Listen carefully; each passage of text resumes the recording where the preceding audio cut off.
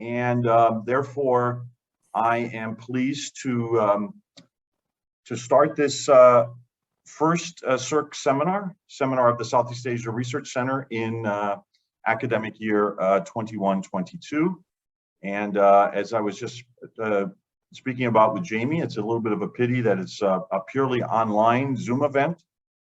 We do, however, promise hybrid events in the future. In other words, for those at CityU in Hong Kong who would like to attend in person, we will arrange for those to be done in person, although those outside of Hong Kong can still attend by Zoom. So we will have hopefully the best of both worlds.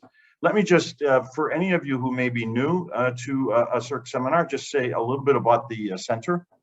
We are the only center for the study of Southeast Asia, politics, society, cultures in Hong Kong. And given the proximity of Hong Kong to Southeast Asia and the numbers of Southeast Asians living in Hong Kong, we feel like we have our mission cut out for us. And one of the things we do is hold regular seminars. And we will be holding a couple more this semester and hopefully ramping up even more next semester as things gradually return to normal. And we also are very open to suggestions from CIRC members, but also those who attend our seminars about suggestions of future events. We also have events beyond seminars. We have workshops. We recently had a workshop about the issue of foreign domestic workers in Hong Kong, a very important and challenging matter here in the territory. So again, welcome everyone, and allow me then, without further ado, to introduce our speaker today, one of our own. It's very pleased to introduce Dr. Jamie Wang, who is currently a visiting researcher at CIRC, the Southeast Asia Research Center here at the City University of Hong Kong. She is also a Sydney Southeast Asia Center Writing Fellow, another prominent Center for Southeast Asian Studies with which we have close contacts, and as well as a research affiliate at the University of Sydney, and the editor of the Journal of Feminist Review. She holds a PhD in Environmental Humanities and Cultural Studies from the University of Sydney. Her interdisciplinary research is to be found at the intersections of environmental humanities, urban imaginings, feminist STS, and more than human studies in the context of climate change and environmental justice. As you've heard, she's also a writer and a poet. So truly a Renaissance person, kind of rare these days in academia, where we're all these have a kind of hyper specialized. So that's admirable, Jamie. And so without further ado, welcome. Thanks for your willingness to give your talk, and the floor is now yours. And you're muted, Jamie, so please unmute yourself. Okay. Thank you so much, Mark. That was a really lovely and generous introduction. I hope my talk can live up to that. And of course, thank you and Diego for inviting me to do the talk today. It's a huge honor. And thank you all for being here today. Thank you for your time. I think I will share my slides now.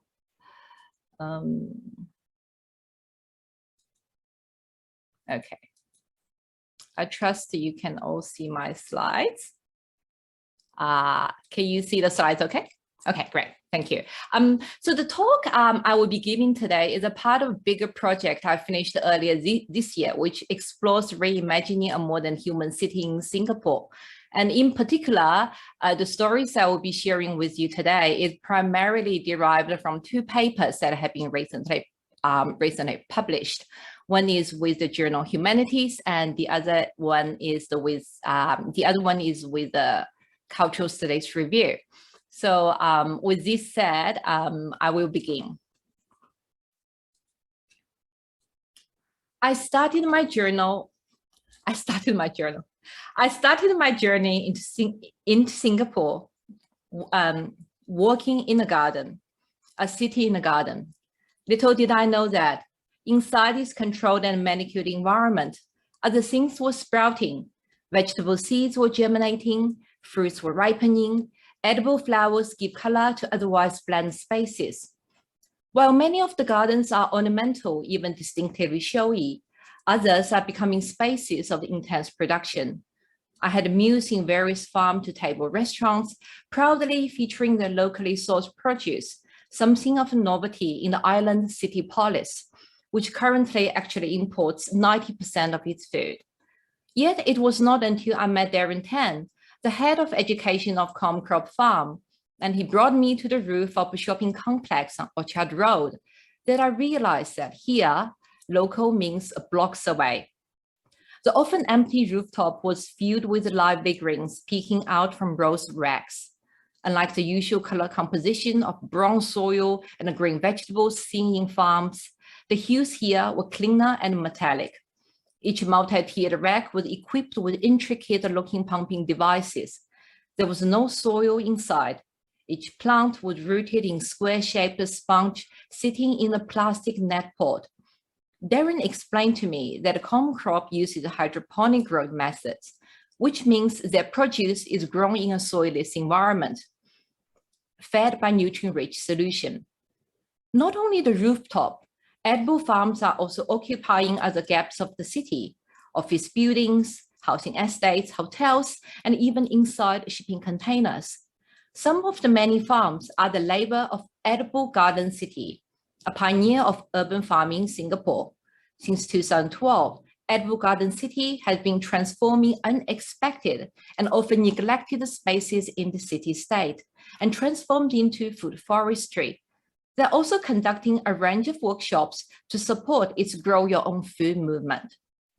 In 2017, the government of Singapore unveiled the Farm Transformation Map, a high technology-driven initiative that focuses on the prospect of intense factory-style farming that may take a quantum leap in productivity through integrated indoor systems, automation, and as well as robotics operating on and occupying minimal human labor and space. As one of the most urbanized and land-precious places in the world, Singapore only has a very small area now retained for farming, along with some local coastal fisheries. According to the new transformation map, the government would free up some land for high-tech farming as well as research. It would, however, take back existing farming land for military purpose. Traditional farmers who have persisted for decades now need to compete with new entrants to bid for the land.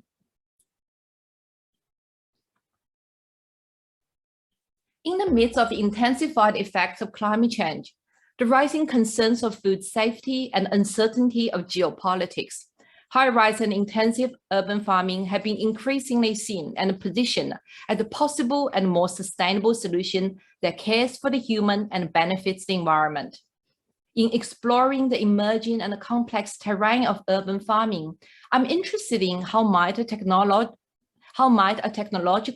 and productionist ethos shape the future of farming and reconfigure our relationship with the environment. And specifically in the talk today, I will explore these questions and the rise of urban farming through the notion of care, drawing on feminine thinkers on care and situated in a broader interdisciplinary field of the environmental humanities. I examine multifaceted modes of care enacted in various farming practices in urban locale. What counts as good care and what is being cared for? How might some care work shape biocultural, social technological relations within and between humans and the non-humans? At the same time, how the storyline of some sustainable practices makes visible the shadowy side of troubling or compromised forms of care.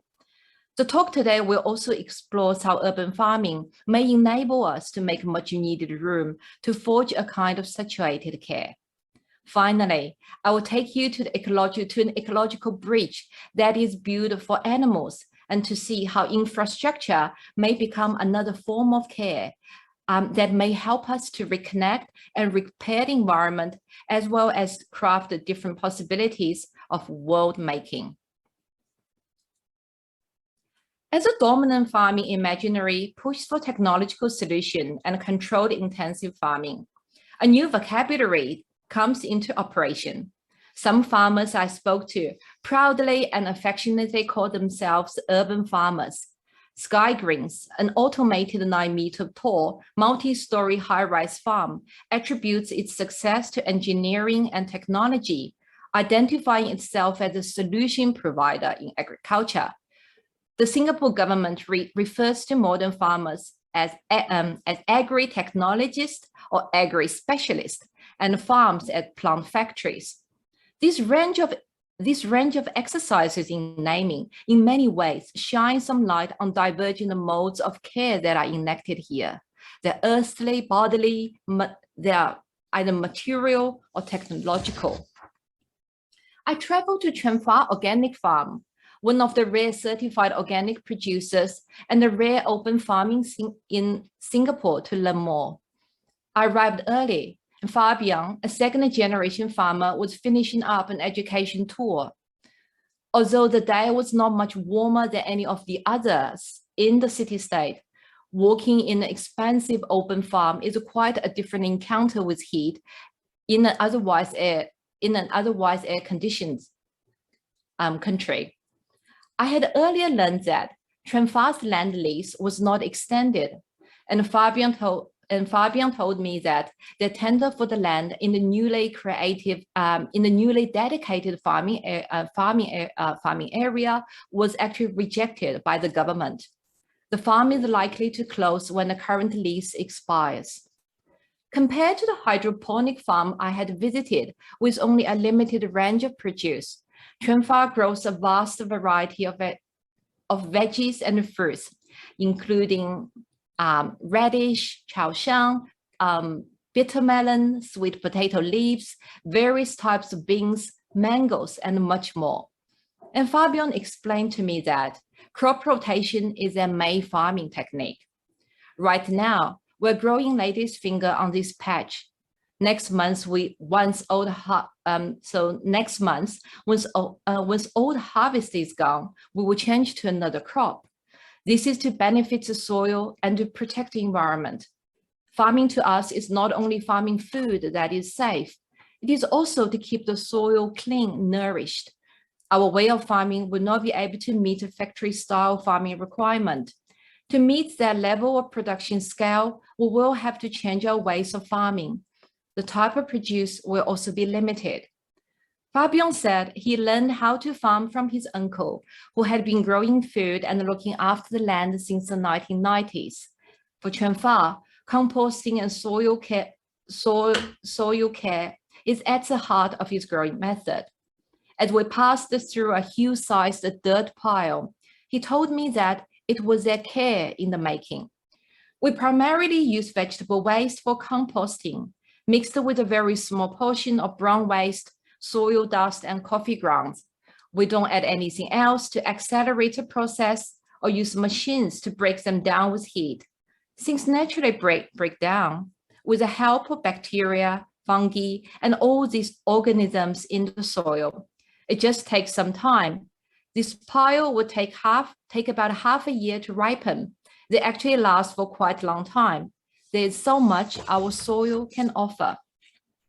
In Singapore, although practicing a sustainable farming model, such as pesticide-free water saving, is placed at the center of the new wave of urban farms, very few actually seek organic certification because they are very difficult to attain. Until recently, Singapore did not even have a certifying body. As such, Chenfa obtained their certification from Thailand after a lengthy and stringent process. The Thai certification also requires ongoing monitoring, such as maintaining detailed records of seeding, harvesting, and crop rotation. Sky Greens, seen by the state as a poster child of futuristic urban farming, demonstrate some of its complexity and the contestations associated with organic certification in Singapore.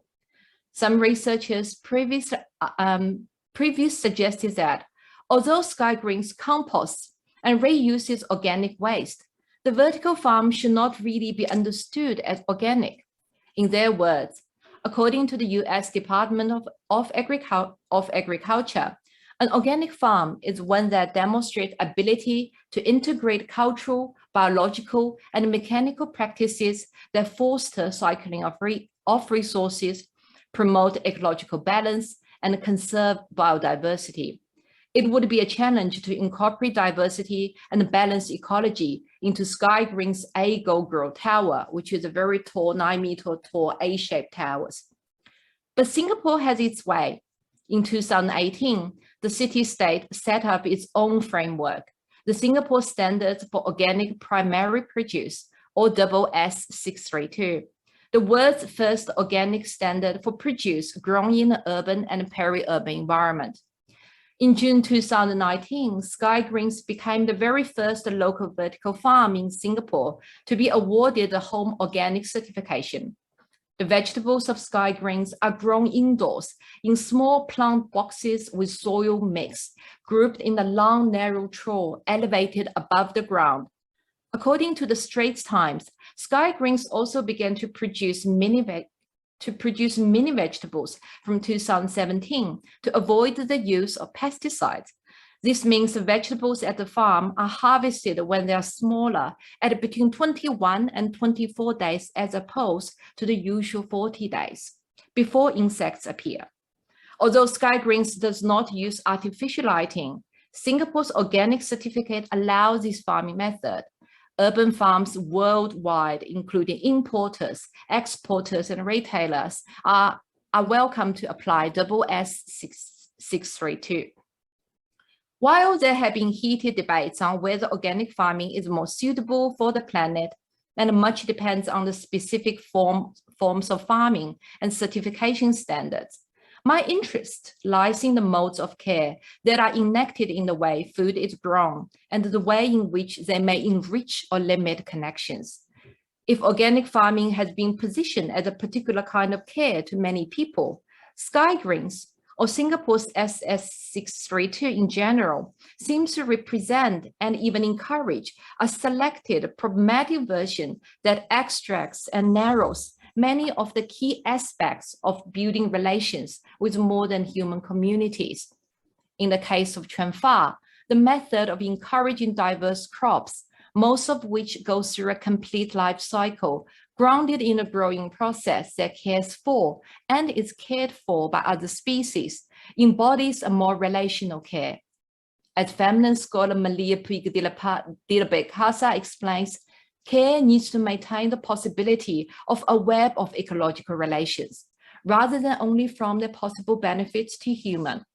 The endorsement of Sky Green's method, with its compromised production cycle designed to avoid pesticide use and its overall limited engagement with a wider ecological system, which is really inherent in the practices of high-rise farming, signals a pragmatic paradigm shift in framing and the governing of care in farming. In the agriculture context, Puig de la Casa proposed that to enact interdependent care is to grow not only food products, but the soil that cultivates a lively multi-species mode of life. In the dominant forms of farming emerging in Singapore, including controlled farming environment and compressed growth cycle, there is an apparent lack of this kind of care for either soil or crop diversity. But in its place, there is not simply an absence of care. Rather, as we will see, there are novel means of care emerging here.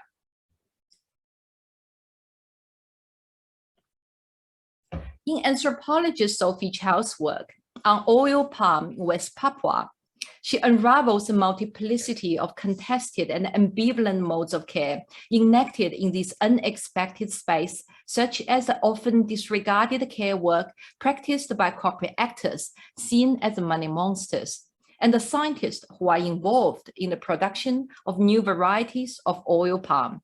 In this context, and drawing on Puig de la Casa, Chow suggests an non-idealized vision of and even compromised care that requires attending to conflicts and tensions inherent in the relational practices of knowing, thinking, and acting. In Singapore, it is important to ask what kinds of compromised or contested care have been performed and by whom. How is Singapore's version of food security nonetheless a form of care? And notably, the care underpinning Singapore's pursuit for food security and safety is more than merely positioning crops as commodity-fiable produce that merely prioritize profit. Rather, what looms large is a paternalistic form of care, as well as a taken for granted attitude of technological prowess and intensification as best practice. In the 2019 Global Food Security Index, Singapore is in fact ranked as the most food secure country in the world, scoring high on measures such as affordability, availability, and safety. In this case, the persistent anxiety of the state over food security seems to be strongly associated with a professed care for its people. As some researchers point out, practices of care are always shot through with asymmetrical power relations. Who has the power to define what counts as care and how it should be administered? Indeed, paternalist care then becomes a powerful rhetoric by the state to legitimize its actions, grounded in entangled and mutually reinforced controls over humans and non-humans. During Singapore's island-wide urbanization, this kind of care was implemented through demolishing kampongs, meaning village in Malay, described as unruly and unhygienic, and relocating farms and backyard trade industry along the Singapore River, whose ways of life was identified as a source of pollution. In the current wave of farm transformation, this strategy includes maximizing production levels and casting out forms of farming or types of produce that do not comply. And this may pave the way to enforce a techno-scientific intensive way of farming, increasingly envisions as factories in which plants are manufactured in a universalized way of growing life and a calculated resource while framed as careful and sustainable produce. And furthermore, in the midst of volatile weather and pollution, a controlled and closed form of food production or high-rise farming is proclaimed as providing increased security for the customer and benefiting the environment. For example, Panasonic Factory Solutions Asian Pacific, the Japanese electric giants farming arm in the city-state, is a prominent player in the agro-technological farming scene. Akin to its meticulously assembled electric appliance, its indoor farm environment controls temperature, humidity, and carbon dioxide. It also uses an intelligent LED lighting system to accelerate plant growth and ensure stability. Urban agriculture is also heavily promoted for its environmental benefits, such as reducing its carbon footprint as a result of reduced transportation. A manager at a high-tech land-based vertical indoor fish farm explained to me that farming fish in completely indoor controlled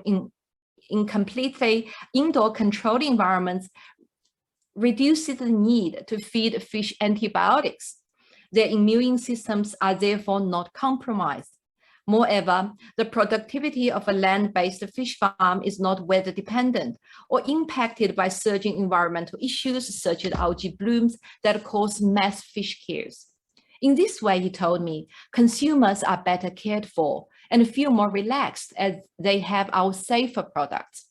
The government has also started to develop closer containment aquaculture systems that seek to isolate fish from the external environment as a way for coastal fish farms to shield themselves from environmental pollution. In addition, land-based or offshore fishery has also been promoted as a more effective and sustainable way to care for the environment, in the sense that it does not pollute the sea as some traditional coastal fisheries may. Not only in Singapore, around the world, these kinds of closed fishing farm systems are attracting strong interest. Facing increasing uncertainties, these farming practices and the form of care enacted seem to be animated by, in feminist Violet Plumwood's words, as an intense turning inward as a response to an increasingly ugly and threatening public world. This kind of inward-looking care may set up dangerous model that turn its back on environmental issues that are present in compromised systems. What forms of future have been cared for at the expense of others? As vertical, intensive, and indoor farming are positioned as a superior choice for sustainability, biosecurity, an emerging economic solution, or a technological revolution to feed people, which is of course really important in many regions. Other possibilities will be squeezed out in the process. At the same time, some researchers are also questioning the simplistic proposition of local or high-tech production being equivalent to sustainability. From its high energy consumption, from using LED light to maximize yields, to limited nutrients due to the small range of produce these types of farms often offer. And Singapore researcher Sanjay Warren, he maintains that care should be taken as farming moves from more less steroid outdoor environment to indoor conditions. There will be a reduced load of bugs or microbe, and the microbial exposure from the air and the water and all around us actually help to improve our immunity as we grow up. Here, the imagery is of a mold plant prevented from communication with soil as a medium. These plants cannot nurture a multitude of other organisms, including wild pollinators, while the vision of fish traveling between floors through tubes manifests a troubling way in which we attempt to preempt or prepare for a certain future. In this future, a degraded environment is already abandoned as much as we can to secure a safe, flourishing, and well-fed future for some humans.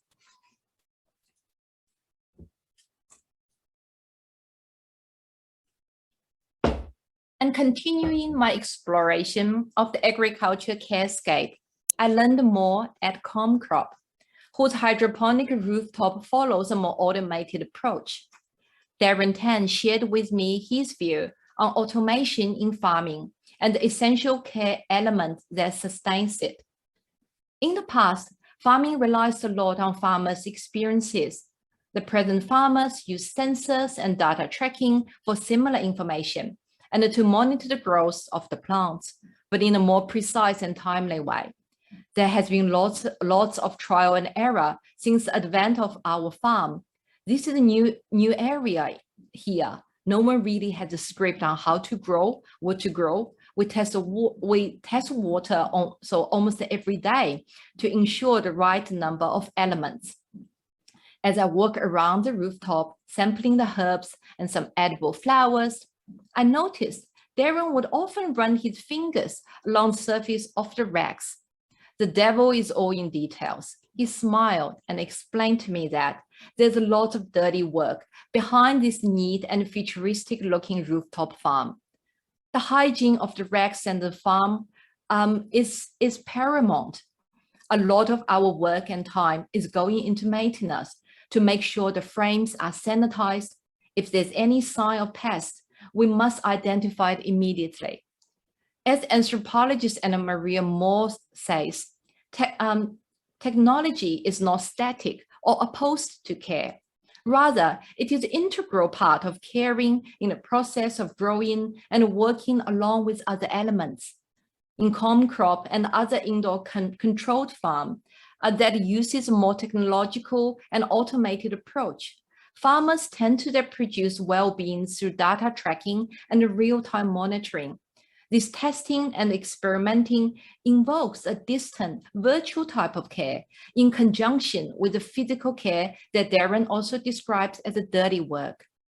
As nutrient solutions replace the complicated soil environment, as controlled environments are preferred for precision and stability, the plants now living in a lonelier place without an expansive soil environment to help regulate their health become much more dependent on the grower and their attentiveness, as well as being more demanding and sensitive in the ways they are cared for.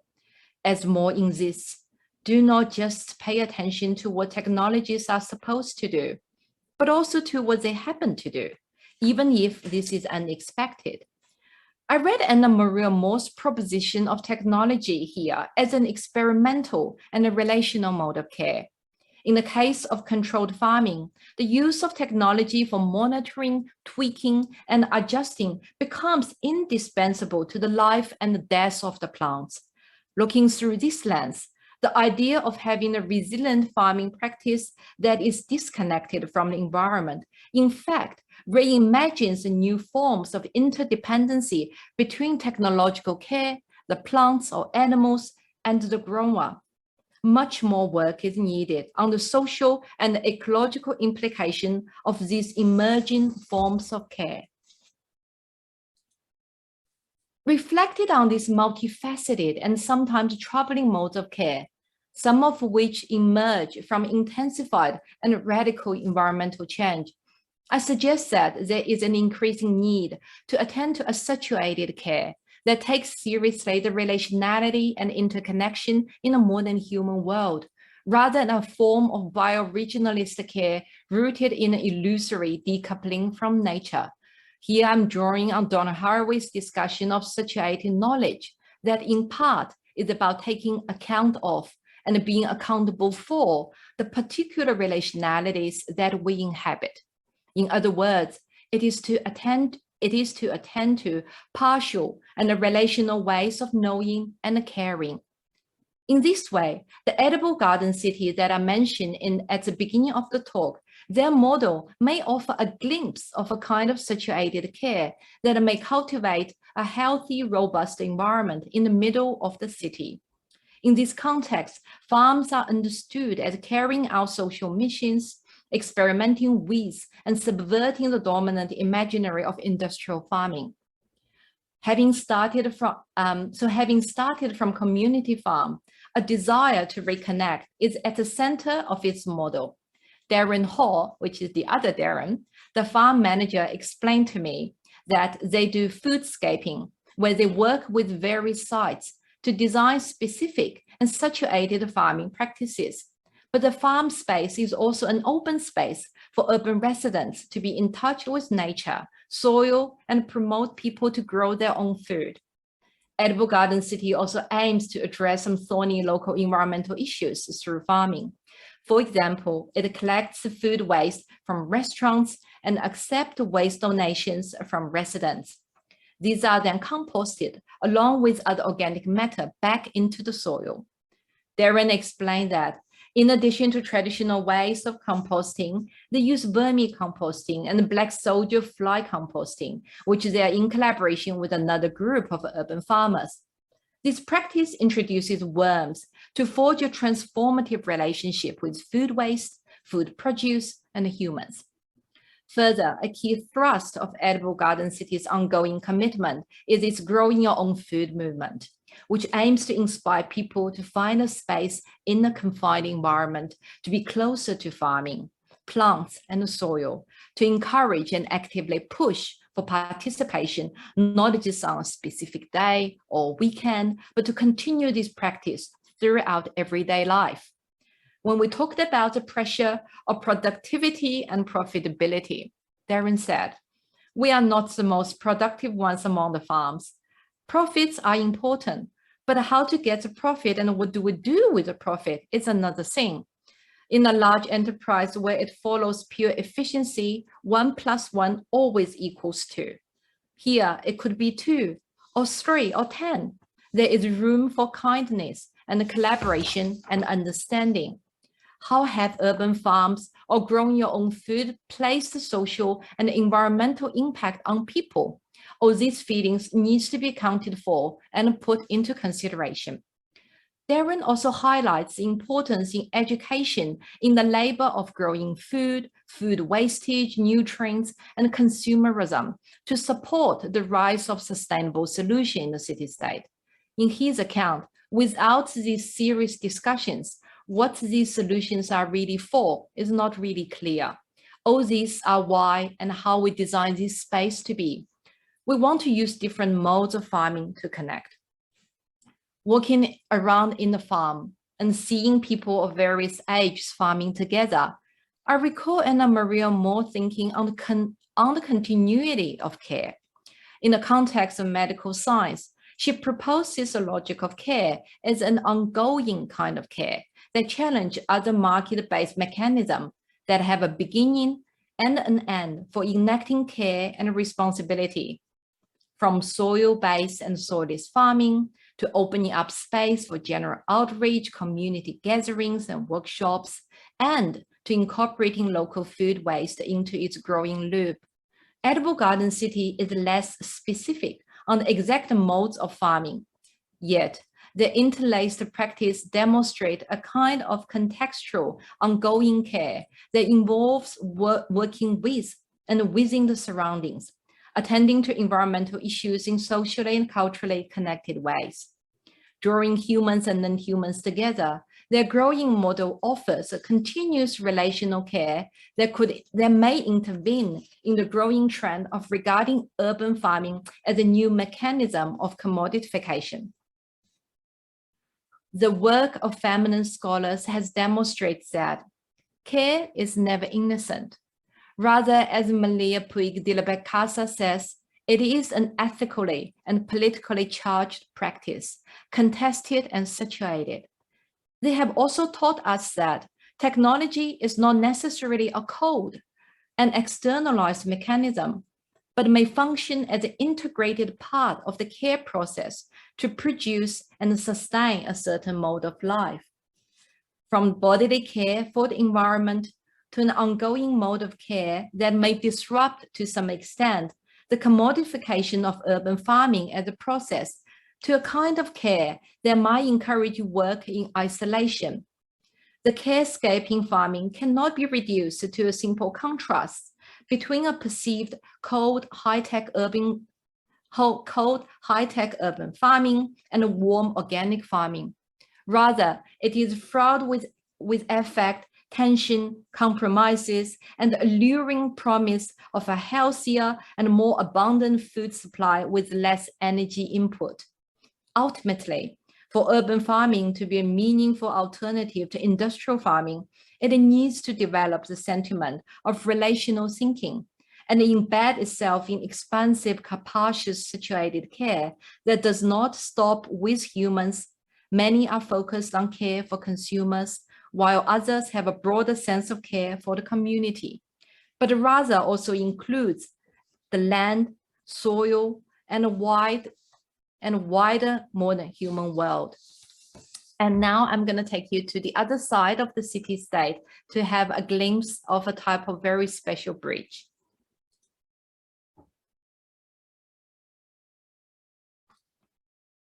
Drawing on Deborah Bird-Rowe's thinking of recuperative work, Tom Van Doren argues that taking care is always a historical and a relational proposition that needs to take seriously the complex parts, our own and others, and stays open to diverse voices and to a multiplicity of worlds. If some sustainable technocratic practices are not interested in restoring what has been erased, underpinned by a particular mode of care, there has also been a rise of repair work in the city-state, attending to the ecological connections that have been broken by past and ongoing development projects. As my research unfolded, it guided me to a wildlife bridge that seeks to rebuild the spatial and temporal connections of some animals.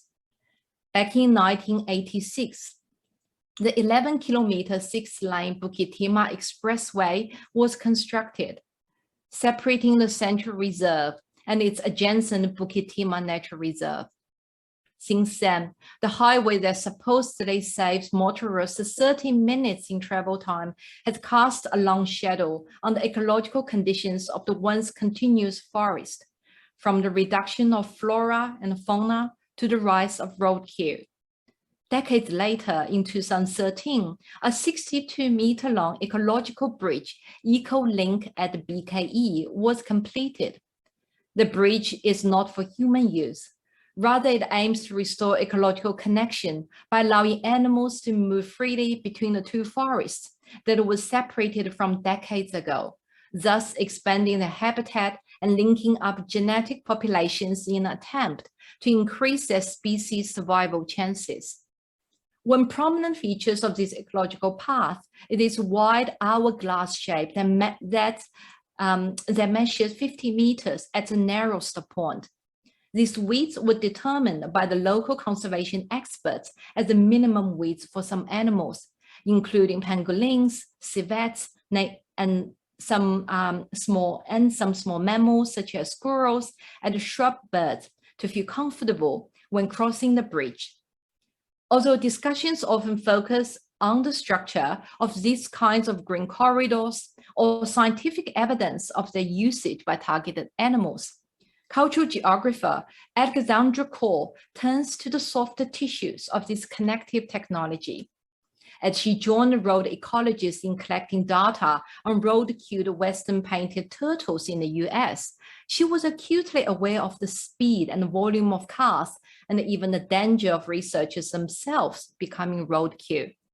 Cole highlights the care that biologists and road ecologists have practiced, then end their attention to the movements, to the movements and preferences of animals in evaluating wildlife crossing structures. In Singapore, substantial efforts have equally been put into the design and the constructions of EcoLink, from the structure of the bridge to the composition of the plants, as well as the source of the soil. Years before the start of construction, the National Parks Board embarked on surveys of the area, including installing camera traps to monitor animals. In doing so, they helped researchers understand and guess what animals may want from the bridge. Since the construction of the bridge, night cameras have captured the image of diverse users, including Sunda pangolins, slender squirrels, civets, and various species of birds and snakes. As the trees grow taller, the users of the bridge are expected to vary even further with these changing conditions. The EcoLink, comprised of a dynamic composition of materials, will continue to evolve through the entwined rhythms of vegetation and animals. Indeed, the assemblage of this structural linkage and its users inspires a more lively approach to rethinking the mobility that takes seriously of a more democratic way of movement. The usage of the bridge is not guaranteed. Rather, it relies on kind of contingent hope and the becoming of the bridge itself. Importantly, the design of this type of ecological corridors also needs to be very specific, tailored to the animal users and the site. There is no universal model or script that can simply be replicated and mobilized as a quick solution. From this perspective, the bridge resists a singular way of moving. This kind of openness and willingness to cultivate multiple modes and to cultivate multiple modes of connection and movement performs an alternative and experimental way in which urban natures may be imagined and ought to be cared for. At the same time, this kind of green connectivity may also continue to enable the capital flow and become, as what Sarah Franklin calls, an ethical bypass. This is to say that whatever it might do for wildlife, the bridge may also function to enable the continuity and expansion of automobility, both in its actual working and in its giving appearance of having fixed the environmental issues associated with the highway running through nature reserves. A primary role of projects such as the EcoLink is to counter the conflict between animal mobility and automobility, or as Gary Crow says, to enable fast and friction-free mobility. Although the issue of roadkills has not attracted as much attention in the city-state as in some other places, the death of the globally endangered pangolin while trying to cross the highway was highlighted as a key motivation for building this bridge. Other common casualties are wild boars, macaques, and some other various small mammals.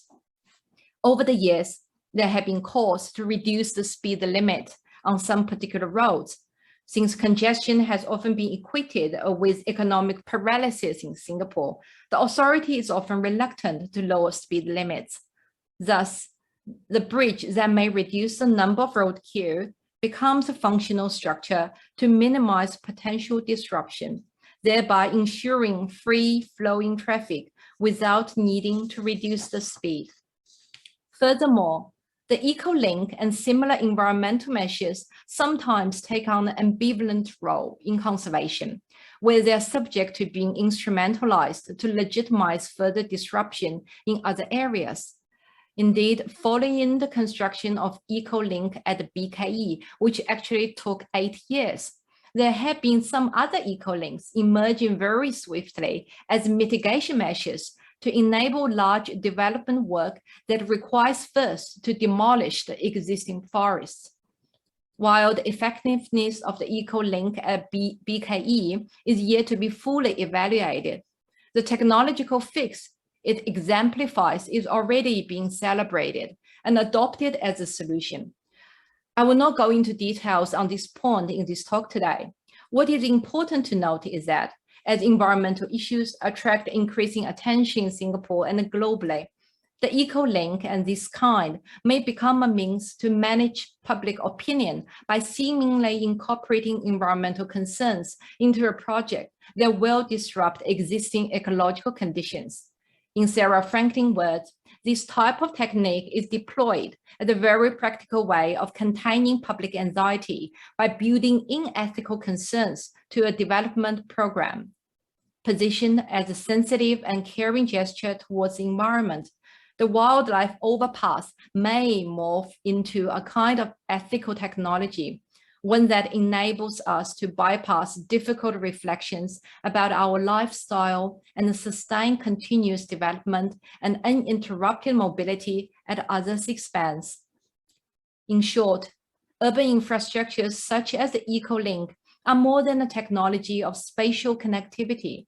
Rather, depending on how they are planned, with whom in mind, they may offer or close off temporal possibilities that sustain relations.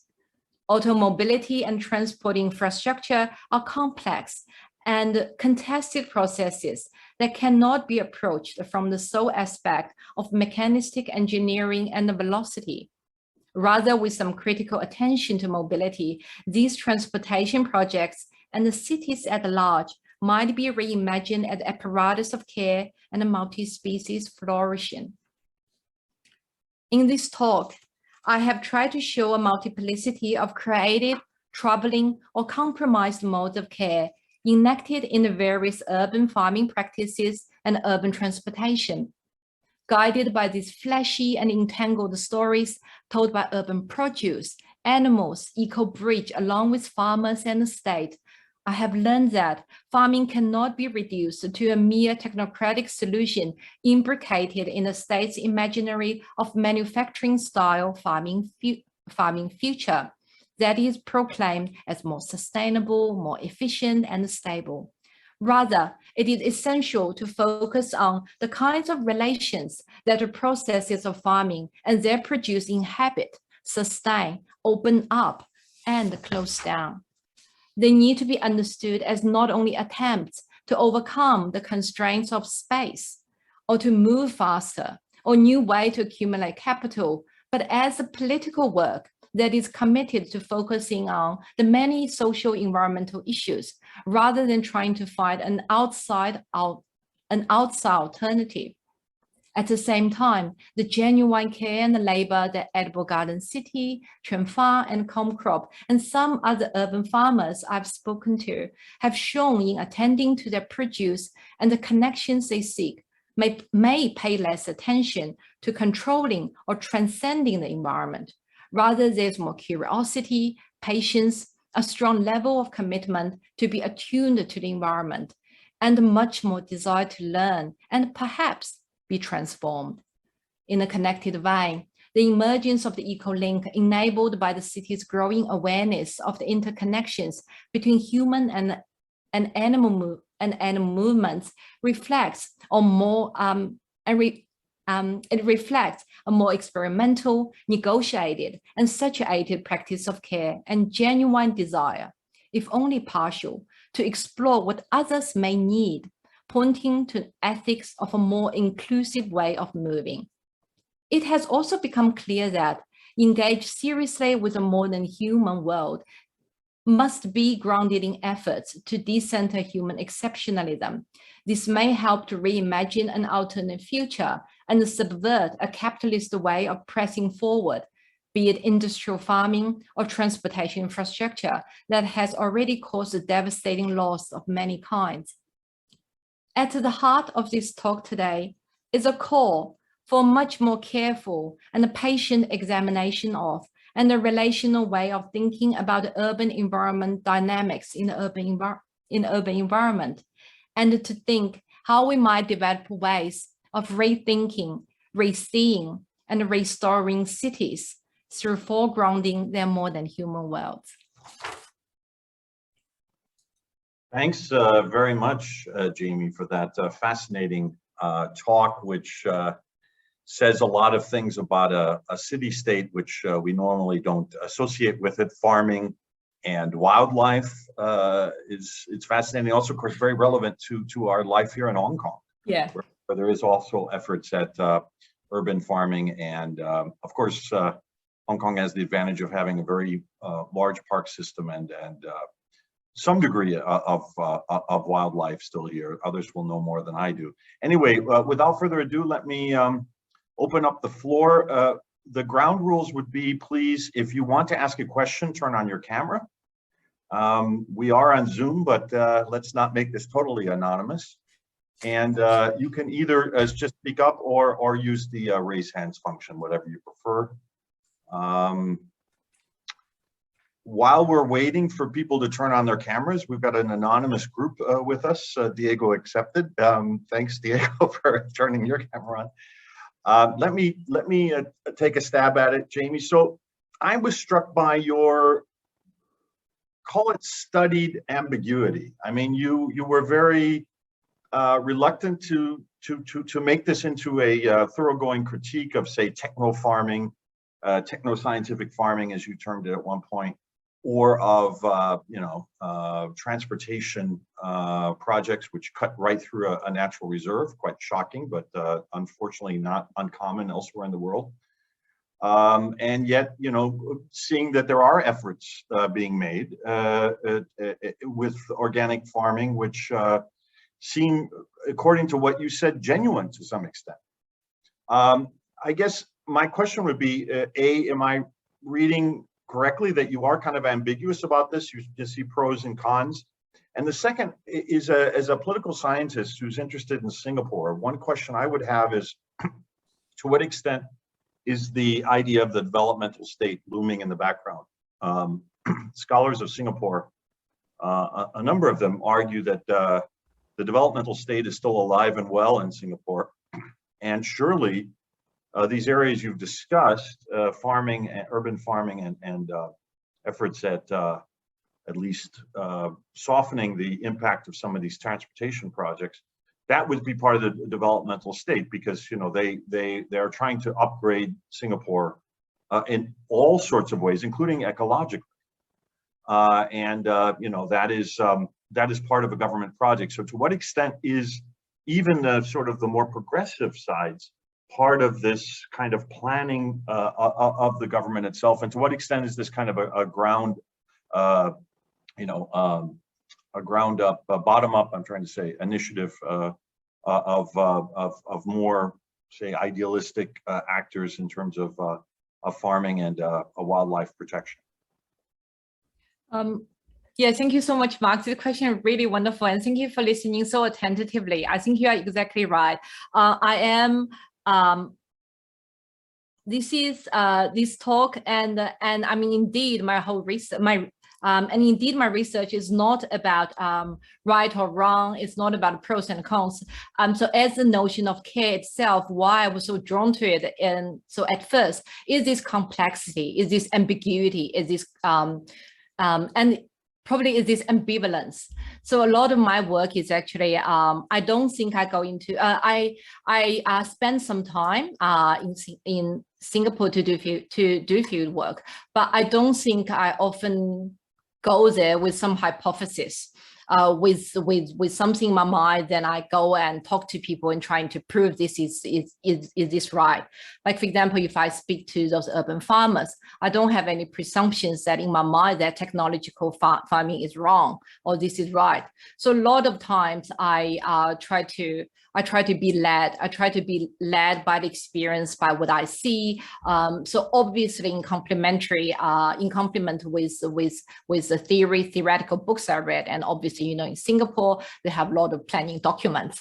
So I think I allow myself to be led, and I allow myself to be surrounded by this very saturated experience. So this is why the notion of care to me is so appealing. Is it is not black and white. It is a very complex situation, and urban farming itself, in a way, it is somehow emerged in the crack of the capitalism. So initially, when you go to Singapore, and as well as in Hong Kong, say, for example, I was in Han San Place, and if you go to rooftop somewhere there, you see rooftop farm. So you see people are trying to find different ways, either to reconnect to the environment or reconnect to themselves in a very constrained environment. So I guess what I wanted to say is your observation is very correct. I'm not advocating one or the other, but that also does not mean I don't take a stand. What I'm advocating for is a more careful approach, more understanding, and making more room for other things, for multiplicity of worlds. So I think maybe what I advocate for is a particularly conceptual way of thinking, rather than this type of farming or that type of farming.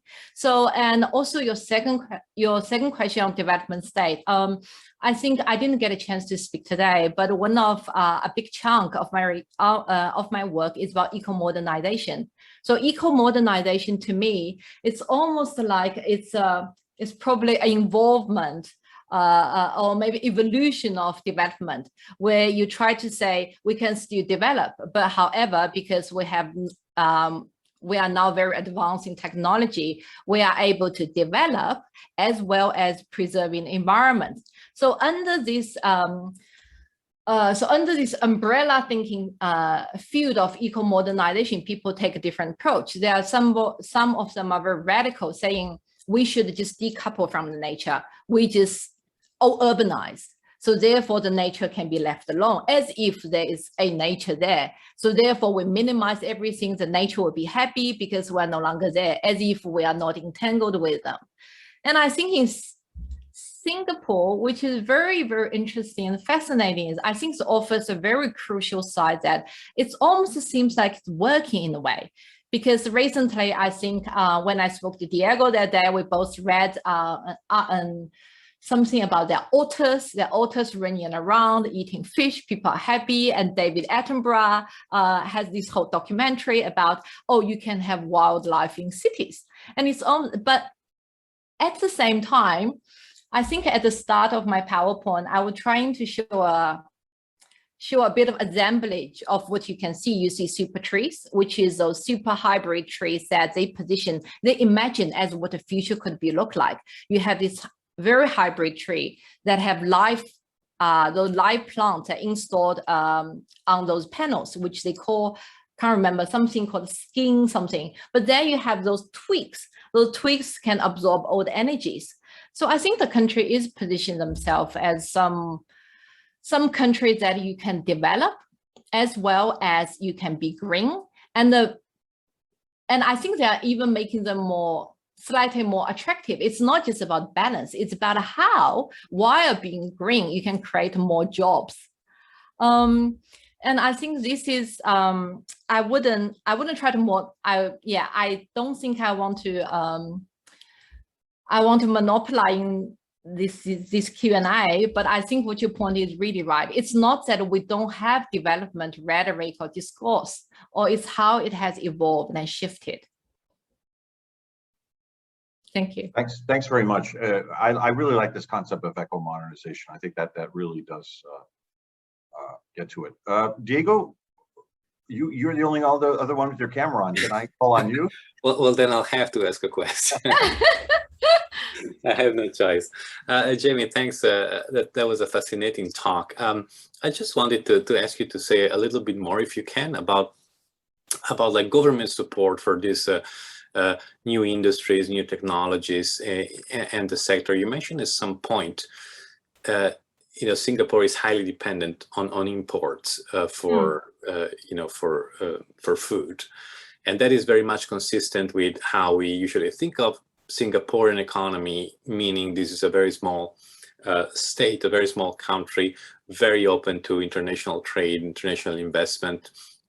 So I was wondering if there is a push to reverse, to diminish a little bit this sort of dependency on overseas. This is something we see a lot in other Southeast Asian countries. Indonesia is a very good case. This idea of self-sufficiency in food has been around at least since Sukarno, but you see that in other places as well. So was this kind of rhetoric deployed to support this kind of push towards these technologies, this idea of being less sufficient, more independent, more resilient, or was it just more of an issue of industrial policy, as Mark is suggesting, of deepening this kind of industry in a very sort of like development stage sort of way? I was wondering if this was going on, and would you say this is also like a type of care, perhaps, of us having to, so basically deploying like a similar rhetoric, as in like it is in your best interest to produce food here. We can't just rely on what we can get through international trade. Yeah, sure. Yeah, I think this self-sufficiency and what is border in terms of migration, it is very, very, very important. Although I only talk about urban farming here, but it's really good that you draw out that bigger themes that is sort of embedded here today in the talk and in other things.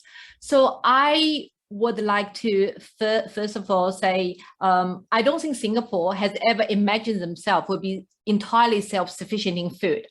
But however, in the 2017, the farm transformation map, and since then, there is a push to increase the food self-sufficiency from now current, maybe year ago, from 10% to 30%.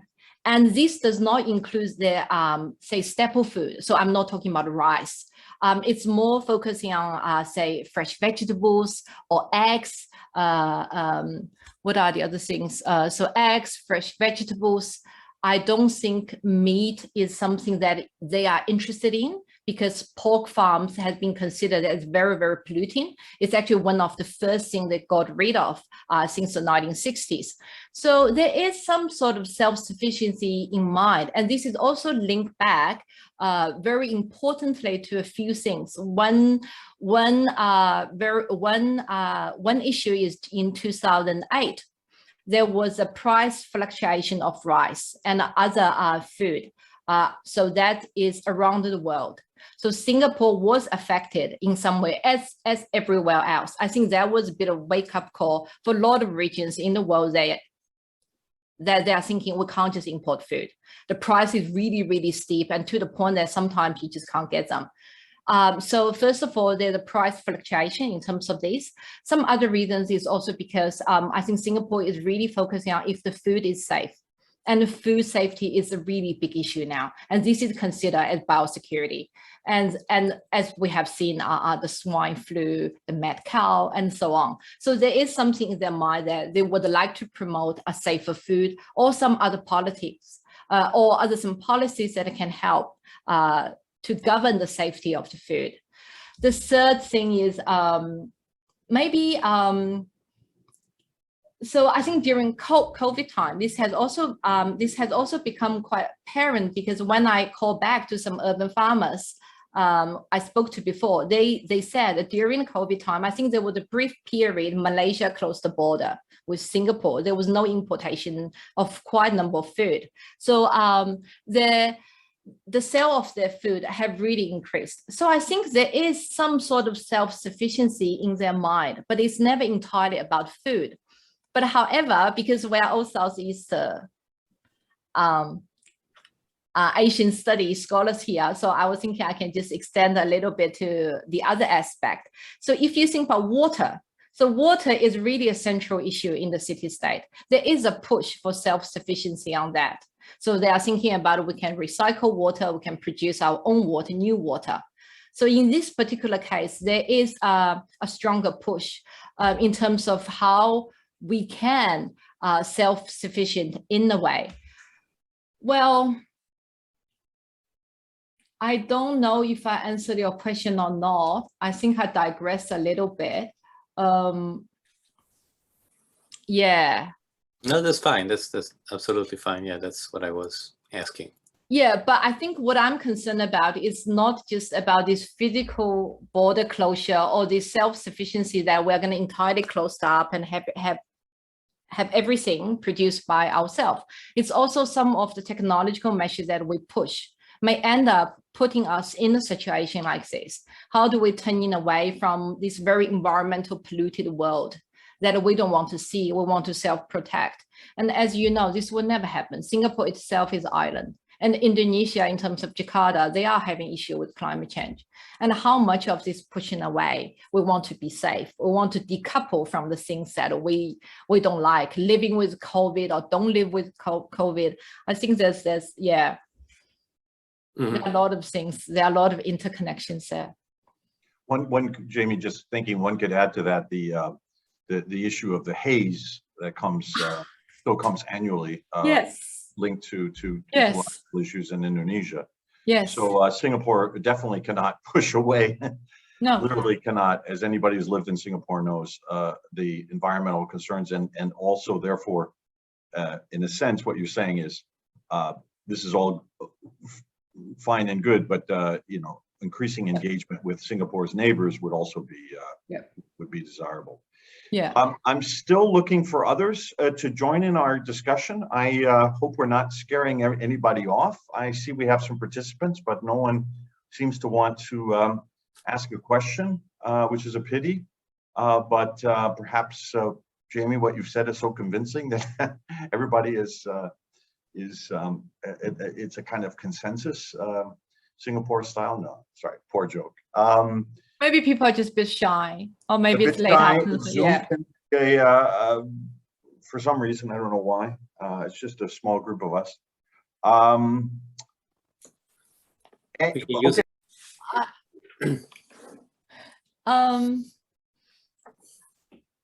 I have been working on this project for 3 to 4 years, so I need to now dig deep a little bit to think about how I got initially hooked.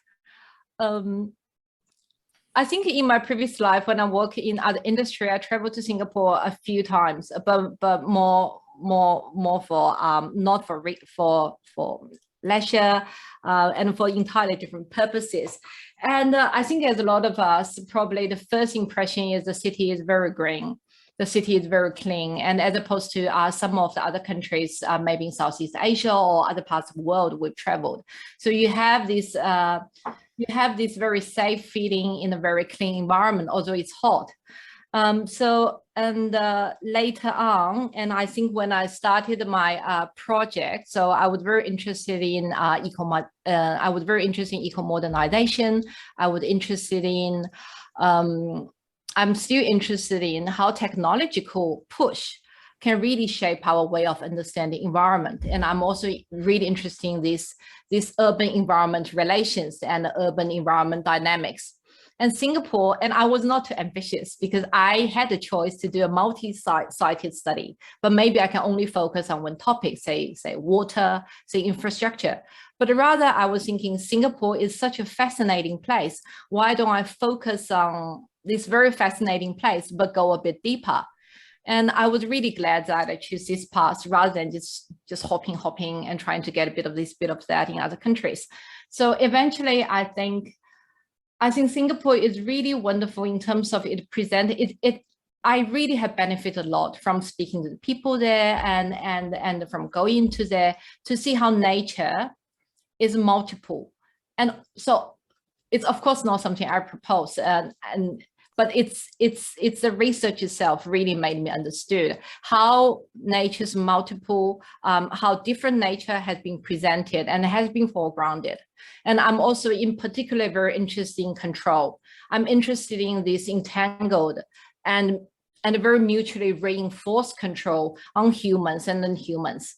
And Singapore with its strong background in terms of control and their own citizens and the foreign labors and the garden. And I was very drawn to this mutually reinforced control on all these elements. So in terms of where it is going, I've got some paper published from the project. I am writing a manuscript on that. And if possible, I'm very interested because this project is sort of now completed in a way. I'm very interested in, it's almost like a prototype in terms of how to reimagine a modern human city. I'm very interested in take this to perhaps some other places that have other stories that I may have the privilege to tell. That's great, Jamie. Thanks for that. I kind of getting to this point of last call. As Diego said, please feel free to write us a chat. And if you want to join in. If people are shy, I think Mark has my email address and Diego has it and Andrew has it too. You really feel free to email me because I do realize my talk is quite different from some of the previous talks that you held. So maybe people feel, for any reason, if you want to drop me a line or something, I'm really more than happy to have more discussions on that. We'll be happy to do that. Just email us at the center. It's on our website. And let me just say, Jamie, that we do have quite a few cultural studies. I mean, sorry about that. Diego and I are both political scientists, so we may give the image of being that politics dominant, but we do have a number of our core members working in cultural studies issues. And fantastic. Of course, would not be much of a Southeast Asia center if we were not interested in the fascinating, the diverse character of Southeast Asian cultures. Of course, So that is something we do regularly, and also the historical foci and so on are important to us. Okay, well, I don't see any signs of life in our audience, at least in terms of direct participation. I assume everybody's still there. Thank you for coming, and when we have our next session, I hope that because it'll be in person, we can get a little bit more audience participation. But in any case, thank you, Jamie, for this comprehensive talk, thought-provoking, and as I said, extremely relevant for here in Hong Kong. I think, of course, Hong Kong can learn a few things from Singapore. I don't think Hong Kong gives quite as green an impression, to be fair, unless you get out into some of the country parks as Singapore does. Although, to be fair, I think the government and a number of civil society groups and business associations and so on are increasingly focused on that. Yeah. But Singapore does kind of have an edge as kind of a cutting edge, even if still ambiguous and unclear about the results. Yeah. So thanks again. Thanks, Diego, and thanks to all of you who have joined us. And look at our website for our next the information about our next talks. We'll also send around emails as usual. And with that, Diego, unless I'm forgetting anything, I will formally adjourn this session and say see you all at the next session soon. And I see thanks from the audience as well. So thank you for coming. Okay. Thank you, everyone. Thank you. Bye-bye. Thanks, Jamie. See you soon. Thank you. Bye. Bye. Bye. Thank you.